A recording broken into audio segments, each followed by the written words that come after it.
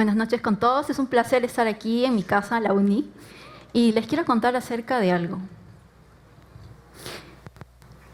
En el mundo que conocí de niña, lo más cercano a un parque era este Pampón. Y a pesar de que eran espacios muy grandes, de día nadie los estaba ocupando, pero de noche lo único seguro era que habían delincuentes o pandilleros que se peleaban entre sí. Y nadie hacía absolutamente nada. Todos estábamos en nuestras casas asustados, porque soñábamos que algún día podríamos vivir en otros lugares. Pensábamos que nuestro paso por nuestro barrio era de pronto que podía cambiarse y podíamos irnos a otro lugar. No había una apropiación del lugar donde estábamos. Y yo siempre me preguntaba si solo me pasaba a mí. Y no, con el tiempo, que no solo era yo, no solo era mi barrio, no solo era mi distrito ni mi cuadra, eran distritos de Lima, eran ciudades del Perú y hasta ciudades de toda Latinoamérica. Solo tenemos 3 de los 9 metros cuadrados que la OMS, la Organización Mundial de la Salud, recomienda para tener ciudades saludables. Y lo más preocupante es que el 80% de estos espacios que existen están en estado de abandono. Esto, más o menos, son 56 millones de áreas verdes en estado de desuso, abandonados, que más o menos, si lo comparamos con algo que conocemos, son 5.000 canchas de fútbol. Y si nos ponemos a pensar, Lima, encima de todo, está asentada sobre un desierto. Lima es la segunda ciudad asentada sobre un desierto después del Cairo. Y la situación es aún más preocupante, porque el recurso del agua es muchísimo más escasa que en otras ciudades. ¿Pero por qué pasa esto? Primero, porque todos los parques que están en la ciudad de Lima, los parques que se diseñan, se generan sin que a nadie nos consulte cómo quieres tu parque. Se hacen con diseños que están preestablecidos. Y no solo eso, sino que las especies que se plantan en esos espacios no son apropiadas para nuestro clima ni para soportar las sequías. Y aparte de todo esto, el uso de la cisterna como riego es realmente un desperdicio de agua. Y no solo eso, sino que mata las pequeñas plantas que pueden estar creciendo. Por eso que muchos de los municipios no toman en cuenta o no creen prioritario tener áreas verdes. Ahora, imagínense que para la creación de un parque, a las personas se les consulte cómo quieras que sea su parque. Pero además se planten especies nativas de la zona, es decir, nativas del desierto, que puedan soportar las sequías. Y además que estas plantaciones, que sean hermosas, que generen la área verde, que puedan generar un riego sostenible y que puedan tener un parque hermoso y verde todo el año, se planten especies comercializables. Es decir, que con su venta se puedan generar recursos para poder revertirlos en la sostenibilidad del parque. Es decir, especies que pueden ser vendidas y con lo que se genera se puede generar el riego tecnificado, se puede hacer el tema de la podación, se puede generar muchísimos recursos. Ahora, imagínense que este parque, con estos recursos, pueda generar cíclicamente que nadie los tenga que sostener, que por sí mismos se puedan sostener solos. Esto es un parque productivo. Ahora, imagínense que este parque productivo pueda generar otros parques productivos en el tiempo, que pueda ayudar a la creación con sus recursos a que más áreas verdes se creen, pero que se conecten en las personas y las comunidades, replicando lo aprendido en uno para que puedan llevar a los demás. Para poder hacer esto, nosotros teníamos que buscar un espacio verde. Un espacio verde, pero que estaba en estado de abandono. Y bueno, nosotros encontramos, hicimos un mapeo y la lista era interminable. Pero teníamos que tener 2 características. El primer lugar, que estos espacios debían llegar a la mayor cantidad de personas, es decir, a la mayor cantidad de vecinos que estaban alrededor y eran parte de la comunidad. Y en segundo lugar, necesitamos que la población esté organizada. Por eso llegamos a El Salvador. Villa El Salvador ha sido un distrito que ha sido invadido de manera planificada, es decir, se llegó con los planos y espacios para el para los parques existían, pero se necesitaban espacios para otras cosas, entonces las prioridades empezaron a ampliarse.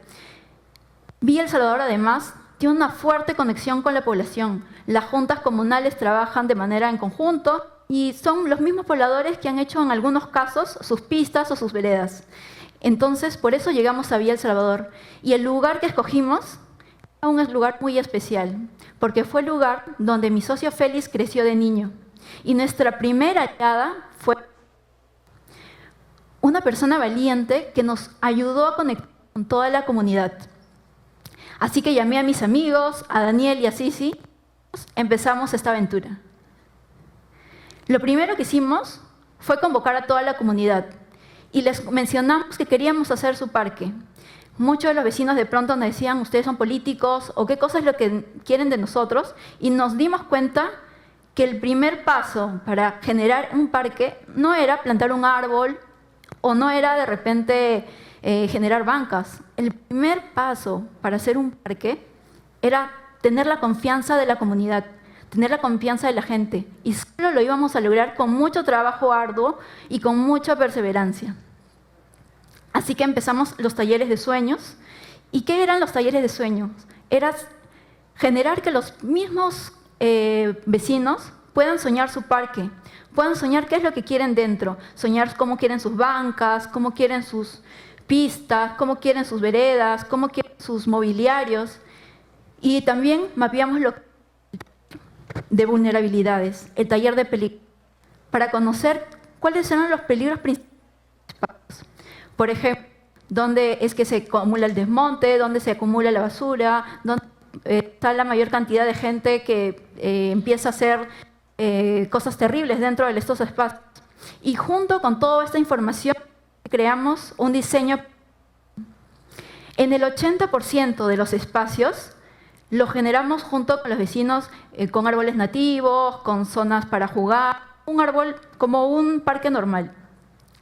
Y en el 20% lo volvemos un parque productivo, a una especie pueda ser comercializable. Y una de las primeras especies que hemos utilizado es el bambú. Y ustedes se preguntarán, ¿por qué el bambú? Bueno, para empezar, el bambú no es un árbol, como muchos lo pueden pensar, ¿no? El bambú pertenece a la familia de las gramíneas, es decir, es la familia de los pastos, es el pasto más alto del mundo. Y el bambú genera infinidad de propiedades. La primera es que se regenera rápidamente. En solo 4 años uno puede tener plantaciones hasta de 20 a 30 metros de alto. Puede llegar a reforestar todo un bosque de un solo, porque se regenera a través de los rizomas. Es decir, el bambú, a diferencia de un árbol, no crece hacia arriba, sino crece hacia abajo, a través de sus raíces, caminando y saliendo otro bambú bebé. Y el bambú bebé cada vez es más gordito que el bambú padre. Entonces, en un bosque, por ejemplo, si nosotros observamos un bosque de bambú, los bambú más gorditos son los más tiernos. Pero no solo eso, además de poder mejorar la biomasa del parque, es decir, genera los suelos fértiles, el bambú lo que hace es que se puede utilizar para infinidad de productos, desde telas, desde comida, a cuadernos o viviendas, porque la especie que utilizamos es la Guadua wistifolia, el bambú latino, oriundo de Latinoamérica. Así que comenzamos con que los vecinos pudieran adoptar un bambú y pudieran encariñarse con ellos. Les pusieron nombre, los cuidaron, empezaron a compartir entre ellos sus experiencias. Y lo que generó es que vecinos que hacía 30 años vivían en el mismo lugar, era la primera vez que conversaban, la primera vez que se saludaban, que conversaban juntos y de pronto que se hacían amigos. Empezamos con las jornadas de limpieza, pero aquí nos dimos cuenta que además del desmonte que había dentro de los parques, hacía 10 años en este espacio, y muchos de Villa El Salvador y de repente en otros distritos, la municipalidad había enterrado muchos camiones de desmonte dentro del parque. Es decir, lo que nos tenía que tomar casi un mes, nos tomó 4 o 5 meses. Pero aparte, de pronto jornada de limpieza, mientras todos estamos trabajando, nos llegó la lluvia. Así que trabajamos con bolsas o con cosas impermeables para poder seguir trabajando. Pero también pasaron cosas muy bonitas. De pronto una señora que no sabía de nosotros pasó y nos vio y nos quiso invitar carapulcra, una olla gigante de carapulcra para todos los que estábamos presentes. Y no solo eso, debajo de todo este desmonte habían sobrevivido plantas nativas de la zona. Habían árboles de higo, habían manzanas, habían piñas. Así que habían sobrevivido a la sequía, a no regarlos, habían sobrevivido a todos estos años de no haberlos cuidado. Nosotros trabajamos un parque productivo bajo muchas áreas para los vecinos. Ellos han pedido, por ejemplo, anfiteatros, zonas para jugar, zonas para los niños. Existían ya huertos urbanos que ellos mismos habían plantado muchísimos años antes. Así que se conservó absolutamente todas las áreas verdes que ya existían. Pero se enmarcó todo bajo 3 líneas de diseño. Espacios para el arte, espacios para el deporte y para la aventura. Teníamos anfiteatros, teníamos visitecas, zonas para juegos, zonas para trepar. Y lo primero que se generó fue los árboles nativos. Árboles como el moy, el palo verde, el jacarandá, que son justamente para zonas áridas como en las que vivimos. Y no solo eso, sino todos los vecinos eran parte de esto y se empoderaron para seguir trabajando juntos.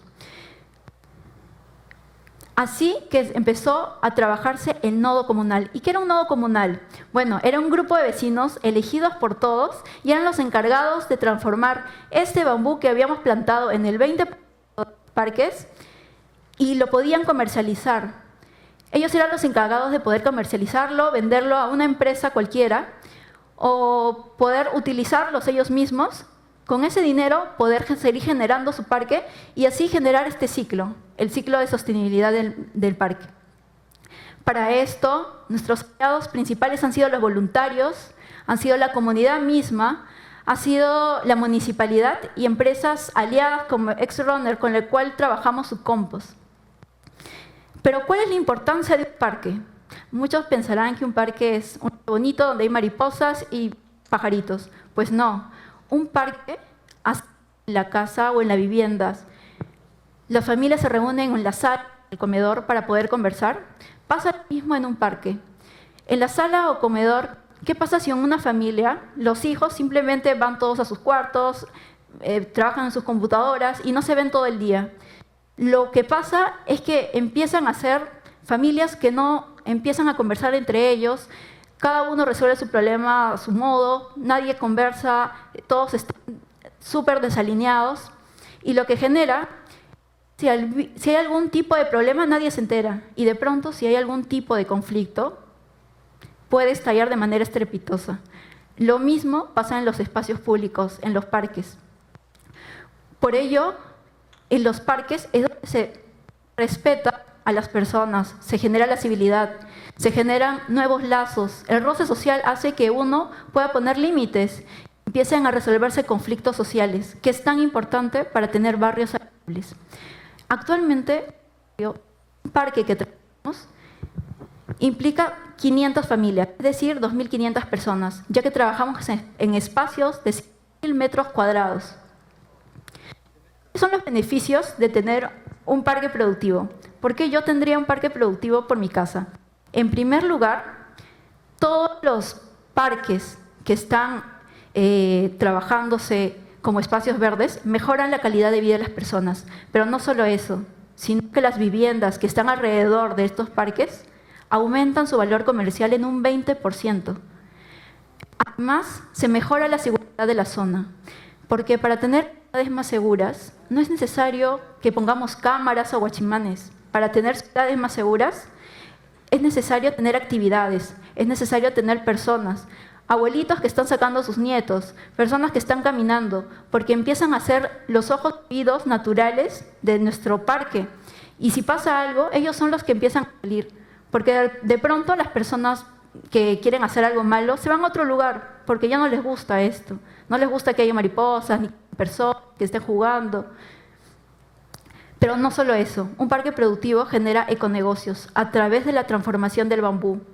Nosotros trabajamos a través de talleres participativos y talleres de fabricación para poder transformar el bambú con los vecinos.